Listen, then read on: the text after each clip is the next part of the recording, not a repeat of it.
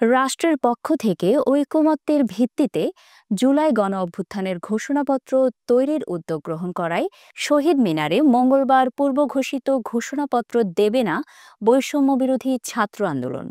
এর পরিবর্তে March for unity কর্মসূচি পালনের ঘোষণা দিয়েছে সংগঠনটি।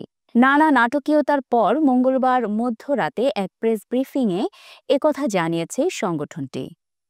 এ সময় বৈষম্যবিরোধী ছাত্র আন্দোলনের আহ্বায়ক হাসনাত আবদুল্লাহ, সদস্য সচিব আরিফ সোহেল, সাবেক সমন্বয়ক সার্জিস আলম, মুখ্য সংগঠক আব্দুল হান্নান মাসুদ উপস্থিত ছিলেন। ব্রিফিংয়ের শুরুতে সার্জিস আলম বলেন, আমাদের প্রোক্লামেশন অফ জুলাই রেভলিউশনের ডিমান্ডকে ধারণ করে সকলকে ঐক্যবদ্ধ একটি জায়গায় এনে রাষ্ট্রের পক্ষ থেকে ঘোষণাপত্রটি আসা উচিত। অন্তর্বর্তীকালীন সরকার বিষয়টি অনুভব করেছে। এটি একটি লিখিত ডকুমেন্ট হিসেবে রাষ্ট্রের পক্ষ থেকে আসা উচিত।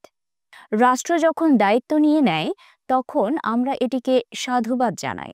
এরপর বৈষম্যবিরোধী ছাত্র আন্দোলনের সদস্য সচিব আরিফ সোহেল লিখিত বক্তব্য পাঠ করেন।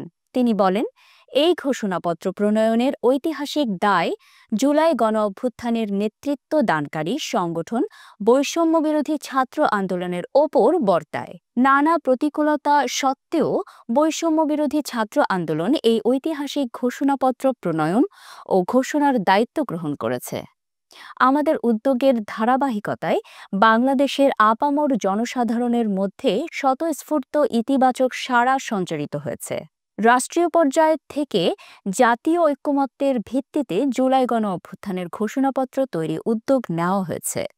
রাষ্ট্রের উদ্যোগকে স্বাগত জানিয়ে মঙ্গলবার মার্চ ফর ইউনিটি কর্মসূচি ঘোষণা করার কথা জানান মিস্টার সোহেল।